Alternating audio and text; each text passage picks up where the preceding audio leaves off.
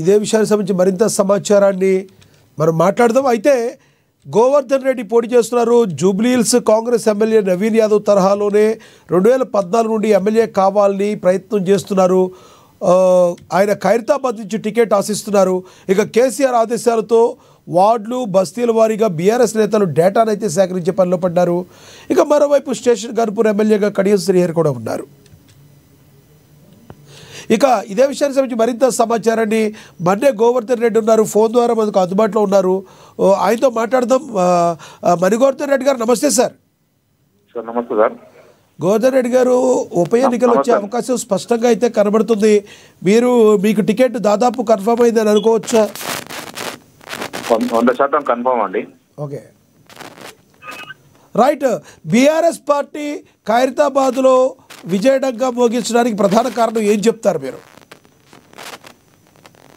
Khairatabad conference లో BRS పార్టీకి మంచి పట్టు ఉన్నది.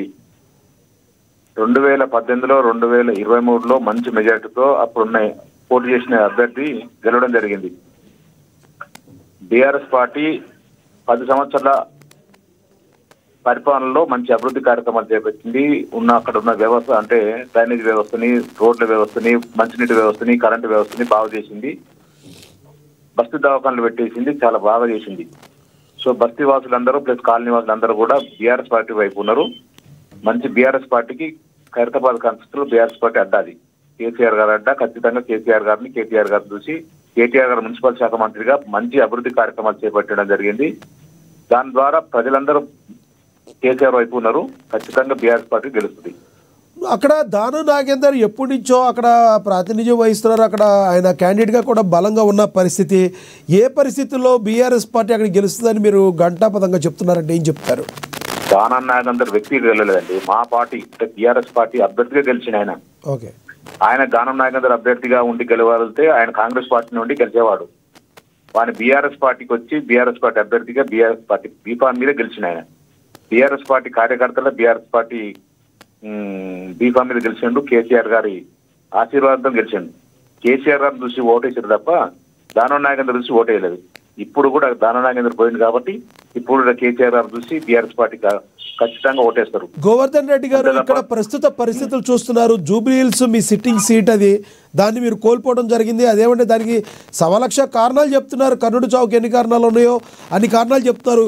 ఇక్కడ మాత్రం కూడా మీరు గెలుపు వస్తుంది అంటలో ఎలా చెప్పగలుగుతున్నారు? మీరు ఎప్పటి నుంచో కూడా అక్కడ వర్క్ అయితే చేస్తున్నారు, అది చాలామందికి తెలుసు. మీకే సీట్ వస్తుందంటే ప్రధాన కారణం ఏంటి? అక్కడ నవీన్ గారు 2014లో పోటీ చేసిండు, 2018లో పోటీ చేసిండు.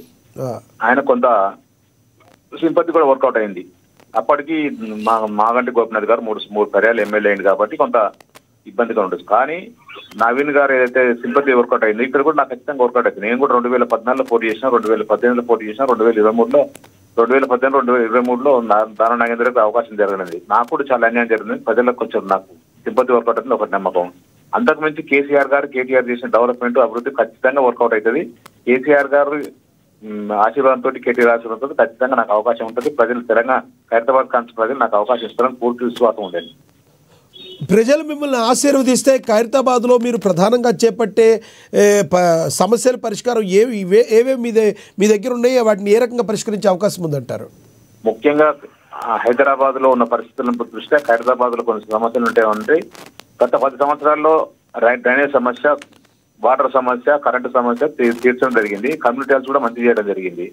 ఇప్పుడు ఈ 2 సంవత్సరాల నుంచి అస్తవ్యస్తమైనవి. అవి కంప్లీట్ మళ్ళా పూర్తిగా మంచి బాగు చేసి ప్రజలకు ఏ చిన్న ఇబ్బంది ఉన్నా కూడా నేను అందుబాటులో ఉండేసి ఆ ఇబ్బందిని తీర్చే విధంగా ప్రయత్నం చేస్తాను. అలాగే రోడ్ల విషయంలో కూడా రోడ్లు అన్ని గుంతలమైనవి, రోడ్లు క్లియర్ చేస్తాను. ప్రజలకు వెన్నట్టు ఉంటాను. ఖచ్చితంగా నేను ఈ 15-20 సంవత్సరాల నుంచి ఖైరతాబాద్ కాన్ఫరెన్స్ అంటిపెట్టుకున్న ప్రజలకు ఖైరతాబాద్ కాన్ఫరెన్స్ ప్రజలకు ఏ చిన్న సమయం ఇబ్బంది వచ్చినా కూడా అటెండ్ అవుతున్నా. ఒక ఎమ్మెల్యేగా ఇంకా 100% ఇంకా వాళ్ళకు దగ్గర చేరువై వాళ్ళకు సేవ చేసే అవకాశం కూడా దొరుకుతుంది. ప్రజలందరూ 100% ఆశీర్వదిస్తారు. ప్రజలకు ఎలాంటి ఇబ్బందులు కూడా నేను ముందుంటాను. జూబ్లీహిల్స్ పరిస్థితి వేరు, అక్కడున్న సిట్టింగ్ స్థానంలో ఇప్పుడు ఆవిడికి ఎవరైతే సునీత్ ఉన్నారో మాగంటి గోపీనాథ్ వైఫ్ ఆవిడకే ఇవ్వడం జరిగింది. కానీ ఇక్కడ పరిస్థితి అలా కాదు. కారు పార్టీ మీద గెలిచి మరి కాంగ్రెస్ పార్టీ కండువా కప్పుకున్న ఎవరైతే ఉన్నారో దానం నాగేందర్ ఆయన్ని కాదని ప్రజలు ఓటేయడానికి మెండుగా అవకాశం ఉందంటారా? ఏం చెప్తారు మీరు ఏం చెప్తారు అసలు దానం నాగేందర్కి? మీరు కౌంటర్ ఏమైనా ఇవ్వగలుగుతారా? ఏమైనా చేయగలుగుతారు? ప్రజలకు ఏం చెప్తారు మీరు? 100% కౌంటర్ ఇస్తుంది. దానం నాగేందర్ అనే వ్యక్తి ప్రజాసేవకు తక్కువ రాజకీయాన్ని అడ్డం పెట్టుకొని కోట్లాది రూపాయలు సంపాదించుకోవడమే ఆయన ధ్యేయం. ఏ రోజు కూడా ప్రజల అవస్థలు కానీ భక్తి అవస్థలు కానీ ప్రజల బాగోగులు కానీ తెలుసుకోలేని వ్యక్తి. ప్రజల గురించి ఎప్పుడు కూడా ఏ క్షణం కూడా ఆలోచించాడు. ఓన్లీ ఎలక్షన్ అప్పుడు వస్తాడు, 2 నెలలు 3 నెలలు అడావుట్ చేస్తాడు, గెలుస్తాడు, కథం ఆయన వ్యాపారం చేసుకుంటుంటాడు, కోట్లాది రూపాయలు సంపాదిస్తుంటాడు. ఇప్పటి వరకు ఏ చిన్న కార్యక్రమాన్ని కూడా అంటే బస్సులో కష్టాలు కానీ సుఖాలు కానీ పెళ్లిళ్ళకు కానీ సావులు కానీ ఏని కూడా తెచ్చింది. బస్సులో ఎన్నో సమస్యలు ఉన్నాయి. ఆ సమస్యల మీద ఒక్కసారి కూడా అడ్రస్ చేయని పరిస్థితి ఆయనది. ఎంతో కొంత ఉంటే కార్పొరేటర్లు చేసుకుంటారు తప్ప ఒక ఎమ్మెల్యేగా ఏ రోజు కూడా ఖైరతాబాద్ కాలనీలు కానీ బస్తీవాసులను కానీ ఎక్కడ కూడా పరామర్శించిన సందర్భం లేదు. సమస్యలను పరిష్కరించిన సమస్యలు లేదు. ఇంటి దగ్గర పోతే ప్రజలను కూడా అసహించుకుంటాడు, నానా బూతులు తిరుగుతుంటాడు.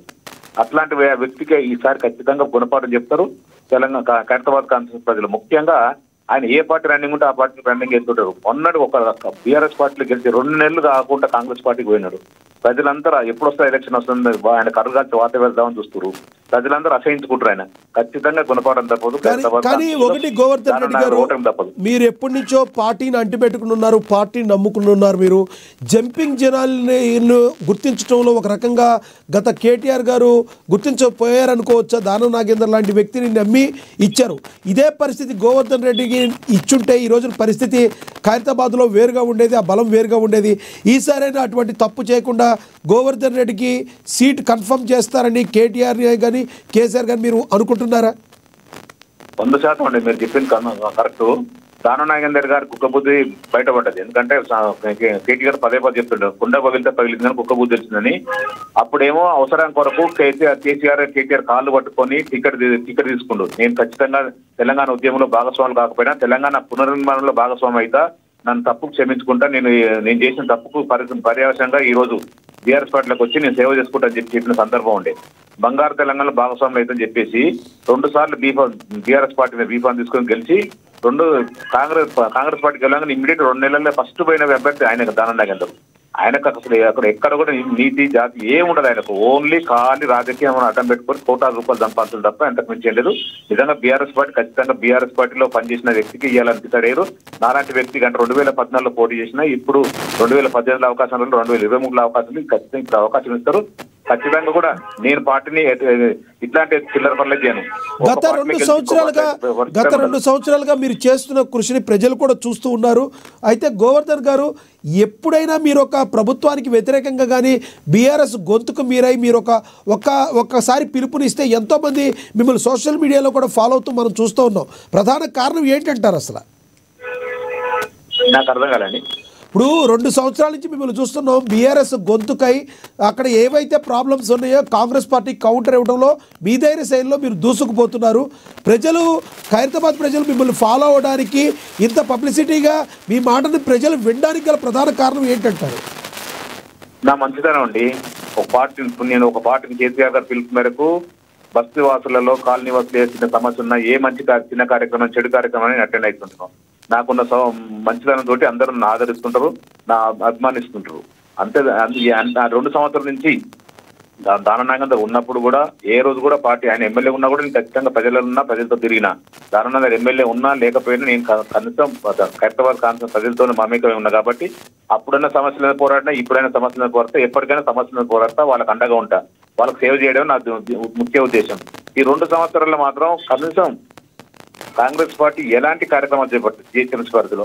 అసలు జిహెచ్ఎంసీ పరిధిలో ఒక్కసారి శానిటేషన్ కూడా సరిగ్గా పనిచేయట్లేదు, వాటర్ సరిగ్గా రావట్లేదు, కరెంటు సరిగ్గా రావట్లేదు. రోడ్లు అయితే అసలు గుంతలు లేని రైలు లేని పరిస్థితి ఉంది. చాలా సమస్యలు ఉన్నాయి. దానం నాగేందర్ గారు ఒక ముఖ్యమంత్రిగా 100% రేవంత్ రెడ్డి ముఖ్యమంత్రి 100% ఫెయిల్, మున్సిపల్ శాఖ మంత్రిగా fail, Danam Nagender Khairatabad constituency 100% fail అయిపోయింది.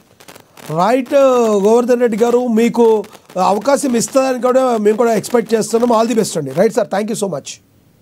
Thank you.